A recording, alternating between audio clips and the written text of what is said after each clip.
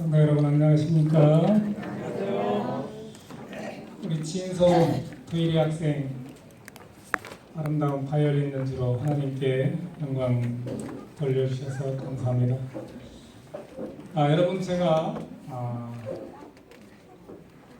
단에 자주 서서 혹시 마음에 불편하신 분 계시면 너그럽게 이해해 주시면 고맙겠습니다. 정말입니다.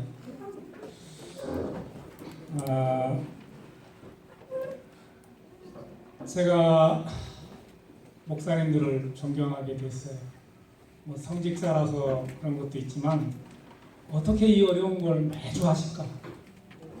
그것도 하루에 경우에 따라서는 3번씩 말씀을 준비한다는 것이 여간 어려운 게 아니라는 생각을 했습니다.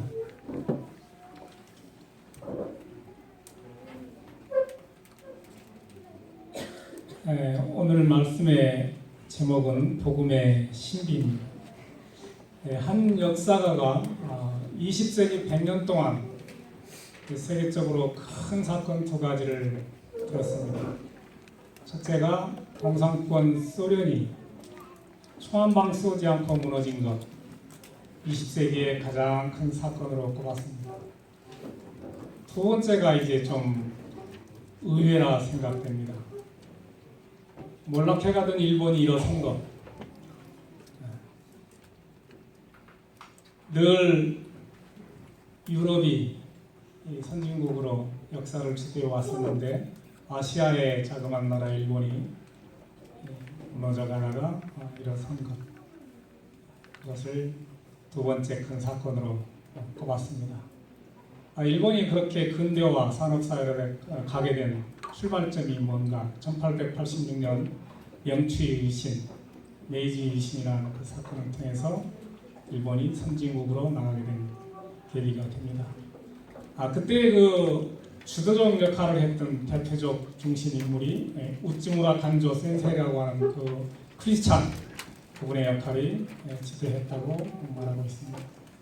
저는 그래서 이 시간 감히 그런 점에서 21세기가 지금 시작된 지가 17년 정도가 지났습니다만 어떻게 우리 선곡교회가 저렇게 큰 교회를 지을 수 있을까?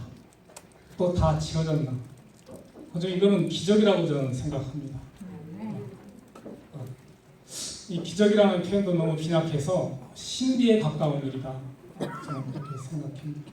제가 지난번에 말씀드린 대로 우리 어린이들이 안전하게 예배드릴 수 있는 장소, 화필이 좀 쾌적했으면 좋겠다. 그 동기에서 시작이 되었었는데 저렇게 큰 건물이 예배당이 그것도 중단 없이 지금까지 한 8개월여 동안 하나님께서 함께 하셔서 그 일을 이루셨다는 것, 정말로 21세기 큰 사건, 기적 중의 기적이며 신비라고 생각합니다. 그래서 오늘 말씀의 주제를 복음의 신비라고 정했습니다. 먼저 아까 읽으신 본문 말씀 디모데전서 3장 16절 말씀, 크도다 경건의 비밀이여, 이렇게 시작이 됩니다. 이 경건의 비밀이야 할 때 이 비밀은 시크릿이 아니고 미스테리입니다. 경건의 신비, 복음의 신비입니다. 복음의 신비에 대해서는 여러 가지로 이렇게 표현할 수 있겠습니다만 크게 5가지 정도로 요약해서 말씀드릴 수가 있겠습니다. 우리들의 신앙은 이 5가지 고백을 가지고 하나님께 나아갈 때 우리의 신앙이 점점 자랄 것이라고 생각이 되어집니다. 우리가 하나님 앞에 언젠가 설 때 뭘 세상 것 가지고 나가겠습니까? 아니면 뭐 업적, 명예를 가지고 하나님께 가겠습니까? 나는 이 땅에 사는 동안 뭘 믿고 어떻게 살았다. 주님, 나는 내 이 신앙 고백, 내 인생을 여기에 걸었습니다. 5가지를 한번 천천히 살피도록 하겠습니다. 첫째는 너무나 위대하시고 엄청나신 하나님이 나에 대해서 관심 가져주시고 사랑해 주시고 내 기도를 들어주시고 나와 함께 하신다는 신비입니다. 이거는 생각할수록 놀라운 신비예요. 그래서 이사야서 43장 1절에는 내가 너를 지명하여 불렀다. 너는 내 것이다. 영어 성경에는 포인트 아웃이라고 이렇게 표현을 했습니다. 여러분 인형 뽑기 아세요? 이렇게 산발이 가가지고 마음에 드는 인형에 탁 물어가지고 찝어가지고 바깥으로 뽑아내. 포인트 아웃. 내가 너를 지명하여 부른다.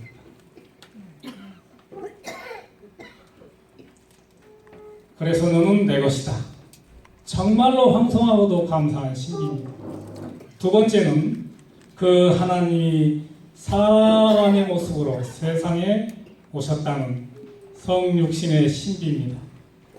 요한복음 1장 14절에 보시면 말씀이 육신이 되어 우리 가운데 거하심에 우리가 그 영광을 보니 아버지의 독생자의 영광이요 은혜와 진리가 충만하더라.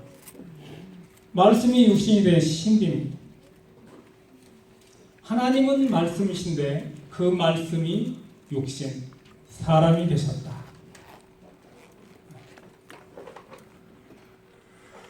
영어 성경의 정확한 표현으로는 후레시, 살 덩어리, 고기 덩어리, 인육, 어떻게 하나님이 사람이 되시는가? 신비 중에 신비인 겁니다. 그런데 이 말씀에는 이 헬라어 키리그마라고 하는데 세 가지입니다. 첫째는 육신이 된 말씀, 예수 그리스도입니다. 두 번째는 기록된 말씀, 성경 말씀이죠. 세 번째는 선포되어지는 말씀, 설교입니다. 지금 제가 하고 있는 하나님은 말씀이신데 하나님이신 말씀이 사람이 되셨다. 그래서 어떤 교회에 속해서 어떤 설교를 듣느냐가 매우 중요합니다. 바른 성경적 기초 위에 상식을 바탕으로 복음적인 설교를 들어야지 엉뚱한 설교를 들으면 우리 영혼에 크게 상처를 받게 됩니다. 그래서 저는 교회를 골라서 가야 된다. 왜냐? 그 말씀에 우리 영혼의 운명을 결정할 수 있기 때문에 그렇습니다. 그냥 대충 가까운 교회 가세요 이렇게 말하는 것은 위험한 발언일 수 있습니다. 비유하자면 결혼할 때 친정 가깝다고 처녀가 앞집에 사는 철수청학하고 결혼하는 것과 같아요.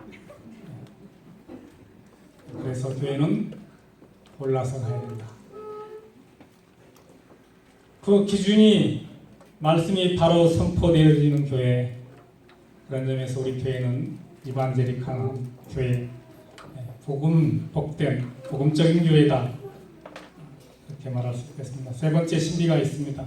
이 땅의 주인이신 분이 이 땅에 오셨는데 대접받으러 오신 게 아니라는 것, 고통당하러 오셨다는 것, 종으로 섬기는 자, 특별히 우리를 구원하시려고 고통당하실 것을 아시면서도 이 땅에 오셨다는 신비. 그 예수님은 오늘 꼭 만날 수 있기를 간절히 바랍니다. 그래서 마가복음 10장에 보면은 속죄제물로 종으로 오신 예수님을 본받아서 너도 이 땅에 살아가는 동안 그렇게 살아라는 것. 그렇게 예수님께서 이 땅에 계신 동안 우리들에게 일러 주셨습니다. 그런데 실상은 어떻습니까? 우리 사람은요,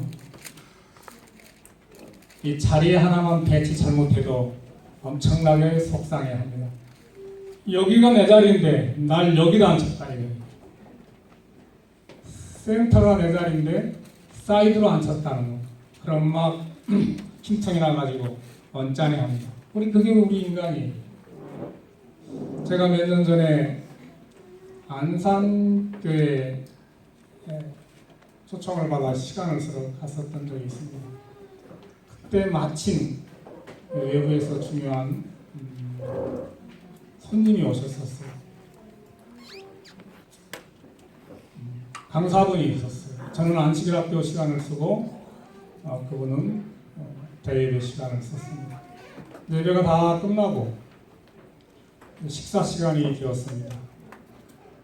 이제 교회에서는 목사님을 비롯해서 재직들은 예의상 예우 땅에 내려가서 따로 자리를 마련했는데 그분께서 같이 성도들하고 줄을 서서 식사를 하시는 걸 제가 보고 감동을 받았습니다. 우리 예배 공간은 하나님의 영광을 위해서 특별히 구별된 찬송은 필요할지 몰라도 사람을 위한 구약 기석은 절대 필요치 않다는 생각을 제가 해보게 되었습니다. 우리 하나님께서 사람이 되셔서 이 땅에 오셨는데 대접받고 섬김을 받으시기 위해서 오신 게 아니라 죽을 수밖에 없는 저와 여러분을 구원하시기 위해서 고통당할 줄 아시면서 오셨다는 겁니다. 신비한 일입니다. 네 번째 신비가 바로 부활의 신비입니다. 고난당하시고 죽으시고 부활하신 신비. 세상에는 종교도 많고 철학도 많고 사상도 많습니다. 부활신앙은 오로지 복음에만 있습니다. 예수님의 부활신앙, 이 부활신앙이 우리의 신앙이 중심에 서게 됩니다. 다섯 번째가 바로 그 부활하신 예수님을 내 주인으로 믿어 고백할 때 하나님의 자녀가 되는 신비입니다. 요한복음 1장 12절 보시겠습니다. 영접하는 자 곧 그 이름을 믿는 자들에게는 하나님의 자녀가 되는 권세를 주셨으니 예수님을 개인적 주인으로 영접하는 자는 하나님의 자녀가 된다. 땅의 자녀에서 하늘의 자녀로, 어둠의 자녀에서 빛의 자녀로 완전히 신분이 바뀌어지게 되는 겁니다. 우리가 영어 문법 공부할 때 텐스, 시제 다 공부하셨지 않습니까? 영접하는 자, 우리가 과거 어느 때에 예수님을 영접했습니다. 믿는 자, 다른 겁니다. 현재 예수님을 믿고 있는 신앙을 하는 진행형입니다. 영접하는 자는 말하자면 과거 완료. 언젠가 지난날 주님을 구주로 영접했다. 그런데 믿는 자는 현재형이다. 과거 어느 때인가 예수님을 영접해서 지금 믿고 있는 진행인 겁니다. 그 사람이 하나님의 자녀가 되는 권세, 천국 시민권을 가지는 권세를 주셨다고 했습니다. 이 다섯 가지 복음의 신비가 항상 우리 마음 가운데 살아서 역사할 수 있는 우리 성도들 되시길 간절히 바라겠습니다. 자, 이스라엘과 한국의 닮은 점이 아주 많습니다. 특별히 그 지정학적 위치가 그렇습니다. 우리 한국은 반도 국가로서 해양 세력, 시파워, 또 대륙 세력, 랜드파워 그 중간에 끼어서 항상 외세로부터 침략을 당해왔습니다. 고난을 아주 많이 받아왔습니다. 이스라엘도 시장학적 위치가 똑같습니다. 아시아, 아프리카, 유럽의 그 꼭지점에 위치해서 항상 강대국이 주변에서 일어나면 침략을 당하고 억압받고 그랬었습니다. 그런데 여러분, 이 지정학적 위치가 우리와 이스라엘과 똑같은데 늘 외서부터 고난을 받고 당하고 침략을 당하고 고통 가운데 역사를 지내왔는데 이스라엘과 우리가 그 역경과 고난을 당할 때마다 대처한 게 너무 달라요. 우리는 지난번에 제가 말씀드린 대로 항상 피난 다니고 도망 다니고 그 역사 속에서 우리는 한을 품어왔습니다. 여러분, 이 한이라는 말이 영어와 독일에는 없다 그래요. 이 표현할 방법이에요. 그래서 그냥 번역할 때 한카입니다. 근데 굳이 누가 번역한다고 해놓은 것이 리센먼트, 뭐 분노, 억울함, 뭐 이 정도로 번역을 해놨습니다. 우리나라 효도도 마찬가지예요. 효라고 하는 것도 이 영어권에서는 이걸 번역할 방법이 없다는 겁니다. 굳이 또 해놓는다는 것이 filial piety, 자식이 부모에 대한, 자식으로서 부모에 대한 도리 정도. 그러니까 이 개념과 우리가 느끼는 이 한하고 효에 이거를 번역할 방법이 없는 거예요. 우리만 공감하고 느낄 수 있는. 그러니까 우리가 침략당할 때마다 한이 쌓인. 그래서 한마는 내 인생, 내 청춘. 한을 얻어야 풀고. 여러분 서편제라는 영화 아시죠? 그게 그 한을 노래한 그 영화랍니다. 풀어낸 영화랍니다. 근데 이스라엘은 우리하고 달라요. 똑같은 지정학적 위치에서 똑같은 외세의 침략을 받고 고통과 고난을 받았는데 세상에 전 세계적으로 디아스포라, 이 세계를 떠도는 유대인들이 어마어마하다는 거예요. 집단한 유량민들. 외세의 침략으로부터 도망가는 거예요. 근데 여러분, 우리는 이 고난의 역사를 살아오면서 한풀이로 끝내고 이 이스라엘 백성들은 그 고난의 역사 속에서 시편 150편이라고 하는 고난의 시를 쓴 겁니다. 여러분 시편을 잘 읽어보시면 한 가지 공식이 있어요. 시편의 주제가 주로 핵심 내용이 제후왕시, 찬양시, 감사시, 고난시인데 확률적으로 프로테이지어 고난시가 제일 많아요. 근데 우리는 그냥 한풀이로 끝냈는데 이 이스라엘 백성들은 힘들고 우울하고 슬프고 외롭고 고통스러운 가운데 반드시 마지막에 가서는 하나님께 찬양하리로다. 하나님께 감사하리로다. 오히려 그 고난과 역경, 시련이 나에게 약이 됐다. 시편 119편이 제일 긴데요. 그 71절을 보시면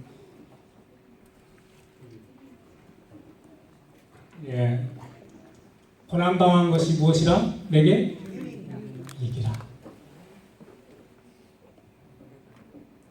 내가 주의 이로 인하여, 고난으로 인하여 내가 주의 율례를 배우게 되었나이다.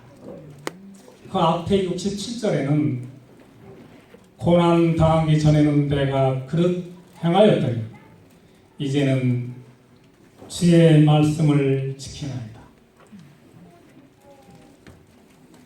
고난 당하기 전에는 내가 흙길로 가고 세상 헛살고 자동차 헛바퀴 굴리듯이 내가 그렇게 살았는데 내가 고난을 당하고서 하나님의 율례를 지키게 됐다는 겁니다. 오히려 그것이 내게 유익이 됐다는 겁니다.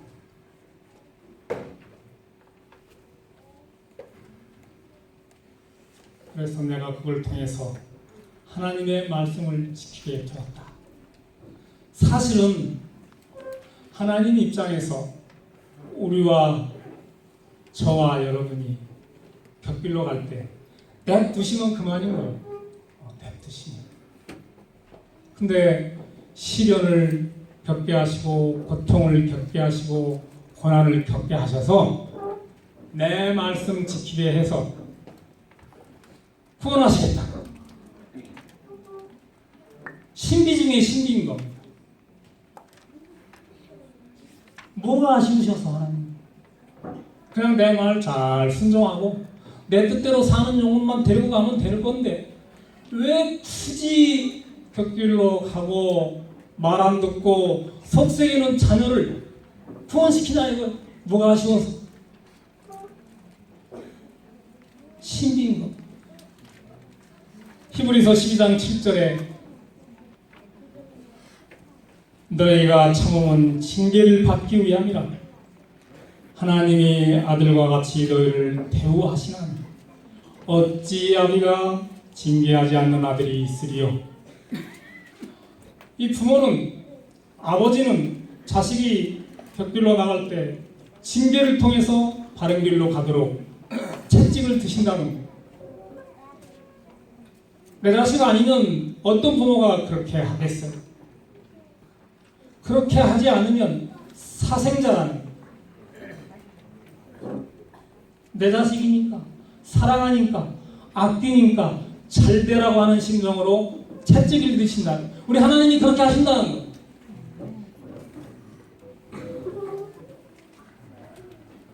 8절에 징계는 다 받는 것이거늘 너희에게 없으면 무슨 자요? 사생자. 참 아들이 기다? 아니다. 우리 교회에 자녀들이 많이 있습니다.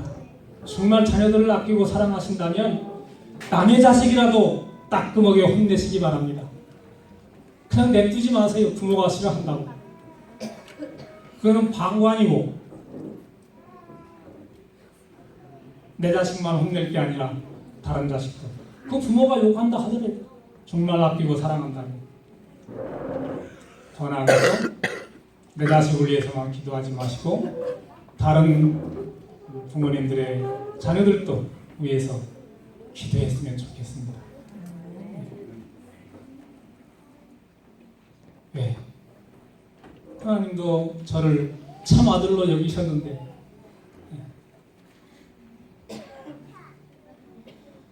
욥기서 23장 10절 말씀 한번 보시겠습니다. 나의 가는 길을 오직 그가 아시나니 내가 바른 길로 가는 것도 하나님께서 아시고 곁길로 가는 것도 하나님께서 아신다는 거예요. 그가 나를 단련하신 후에는 내가 정금같이 나오리라. 훈련시키신다는 거예요. 왜?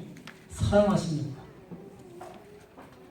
신비스러운 일, 아까 말씀드렸다시피 나에 대해서 관심 가져주시고 나를 사랑해 주시고 내 기도를 들어주시고 항상 나와 함께 하시는 그 하나님의 놀라운 신비. 우리가 하나님의 뜻대로 잘 살 수만 있다면 얼마나 좋겠습니까마는 그렇지 못할 때가 있잖아요. 하나님의 바라시는 것과 달리 우리 부모님들이 바라시는 것과 달리 우리 자녀들이 자꾸 곁길로 갈 때가 있잖아요. 그럴 때 채찍질하고 하나님께서는 우리를 위해서 사랑하시기 때문에 고통을 허락하신다. 그렇게 고통, 고난, 시련을 통해서 우리를 일반 금에서 철에서 동으로, 동에서 은으로, 은에서 금으로. 금은 금인데 정금이라는 거예요. 피어 골드. 순도 99.99%. 이 성경에서 금이라고 말할 때는 믿음을 상징합니다. 그냥 금은 보통 믿음이에요. 정금 가면 이건 뭐 보통 믿음을 넘는 아브라함과 같은 믿음.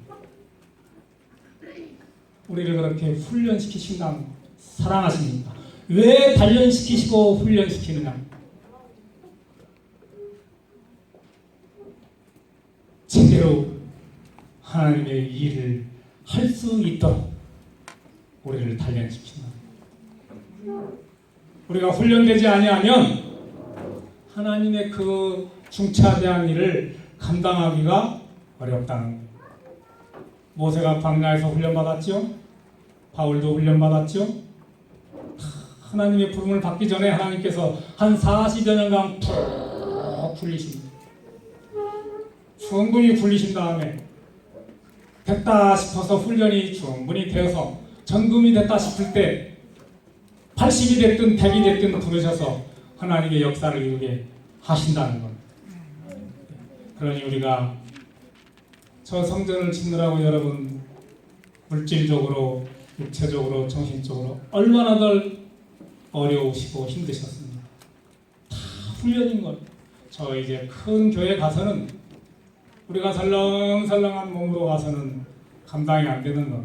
충분히 훈련을 통해서 거기서 우리가 감당할 수 있는 일을 하시도록 우리를 어렵게 하신다. 그러니 너무 내 지금 처지와 형편과 이런 것들이 환경이 열악하다 하더라도 억울해할 거 없어요. 하나님이 나를 사랑하셔서 나를 쓰시기 위해서 신비 중에 신비, 나를 포인트 아웃 하셔서 나를 구원시키기 위해서, 또 다른 영혼들을 구원시키기 위해서 쓰신다, 부르신다. 얼마나 감사하고 신비스러운 일이겠습니까? 제대로 된 일꾼으로 사명을 감당하라고. 사생자를 친아들로 삼으신 하나님의 놀라운 신비에 대해서 오늘 아시길 매매 감사하고 묵상하시게 되기를 간절히 바랍니다. 저는 요즘 들어서 우리 장모님을 뵈면서 우리 집사람이 참 안 됐다는 생각을 많이 해요. 딸이 없잖아요. 아들만 있어요.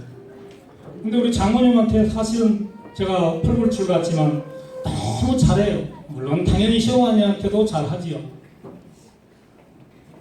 그러면서 우리 집사람 늙어서 상호 장가가고 출가하면 누가 우리 집사람을 위로해 줄까 이런 생각을 제가 해야 되겠죠. 네. 남자는 못해요. 여자는 남편을 위해서 헌신할 수 있어도 남자는 힘들어요. 아프다고 이틀만 누워있어 봐요. 별 생각 다 듭니다. 그리고 저는 우리 교회 처음 8년 전인가 7년 전에 와서도 제가 그런 간증을 했습니다만, 너무나 큰 시련 가운데 어려서부터 너무 병약해서 정말로 경치를 많이 하고 살았어요. 앞에 남는 거 벗으면 소가 밥 가는 것처럼 여기 메스 자국이 막 세 군데나 있고요. 뒤로 가면 또 뒤에도 메스 자국이 막 있고요. 살 수 있는 인간이 아니었어요. 근데 하나님이 살려주셨단 말이죠. 히스기야는 기도해서 겨우 15년 더 살았는데 저는 지금 당장 22년을 더 살고 있어요. 제가 그래서 제 인생이 불확실해서 지난달에 우리 상호하고 포도관광을 미리 갔다 왔습니다. 물론 돈은 제가 지불했습니다. 가서 이제 갔는데 그 일행 중에 제천에서 오신 3대가 함께 오셨어요. 할머니, 할아버지, 아버지, 어머니, 아들, 딸. 그리고 우리는 저, 상호 엄마, 상호. 이렇게 두 가정이 일행이 돼서 한 5일 동안 여행을 했는데요. 제가 처음부터 벼르고 벨렀습니다. 이제 너랑 내가 언제까지 더 살지 모르니 우리 미기전 가자 해서 상호 스케줄 다 비워서 작정하고 갔다 왔는데, 야, 나도 나이 먹어서 저렇게 너 손자하고 너 딸하고 3대가 나도 저 집처럼 이렇게 여행을 했으면 좋겠다 했더니 아버지는 지금 죽어도 호상이에요. 벌써 22년 전에 죽었어야 되는데 살았다 이거를. 걔가 다 알고 있는 거예요, 내용을. 네. 그러니까 아버지는 아무 아쉬울 거 없어요. 굳이 저 데리고 효도관광 하려고 하지.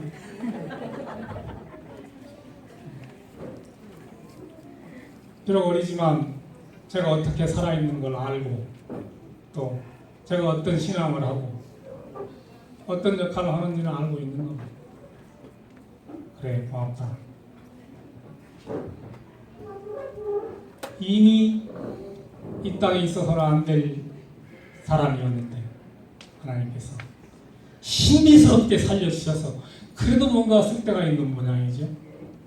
네. 여러분, 우리 하나님 복음의 신비 5가지를 마음에 품고 하나님이 왜 나를 여기에 포인트 아웃해서 이 자리에 있게 하셨는가? 인생을 그냥 낭비하고 벌로 살아서는 안 돼요.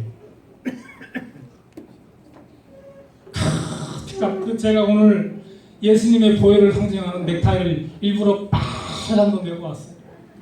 그냥 한 거 아니라고요. 이쁘라고 맨 게 아닙니다. 예수님의 피를 상징하는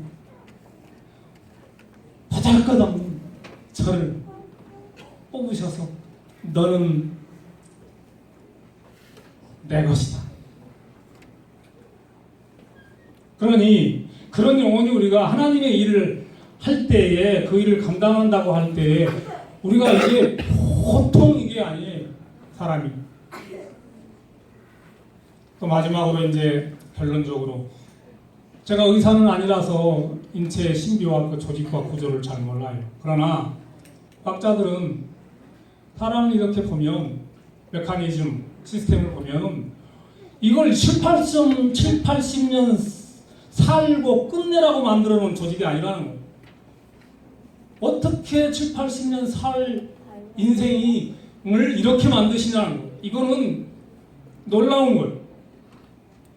평생 살아도 영원히 죽지 않고 살아도 그 구조와 메커니즘이 남는다.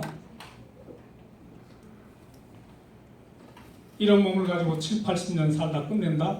너무 억울하고 아까운 거예요. 그러니 처음부터 영원히 살 수 있도록 만들어 놓으신 그 하나님께서 어쩔 수 없이 우리가 죄 때문에 죽게 됐잖아요. 그래서 포인트 아웃을 하셨잖아요. 그러니 하나님의 그 일을 감당할 때 우리가 얼마나 감사하고 고맙고 영광스럽겠나 이거예요. 그러니 오늘 이 성교의 시간에 그런 사명과 그 하나님의 그 감사한 그 부르심에 피하지 마시고 적극적으로 동참하셔서 하나님께 기뻐하시는 하나님께서 영광 받으실 만한 일을 하심으로써 우리의 보람과 하나님께 참된 복된 삶을 누릴 수 있는 우리 모든 성교 회원들이 되시기를 간절히 바라면서 말씀을 마치겠습니다.